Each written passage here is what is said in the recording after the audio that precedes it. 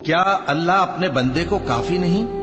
اور اے نبی، یہ تم کو ان لوگوں سے جو اللہ کے سوا ہیں یعنی غیر اللہ سے ڈراتے ہیں، اور جس کو اللہ گمراہ رہنے دے اسے کوئی ہدایت دینے والا نہیں، اور جس کو اللہ ہدایت دے اس کو کوئی گمراہ کرنے والا نہیں۔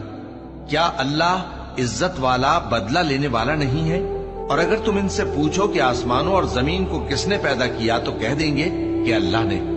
کہو کہ بھلا دیکھو تو جن کو تم اللہ کے سوا پکارتے ہو، اگر اللہ مجھ کو کوئی تکلیف پہنچانی چاہے تو کیا وہ اس تکلیف کو دور کر سکتے ہیں؟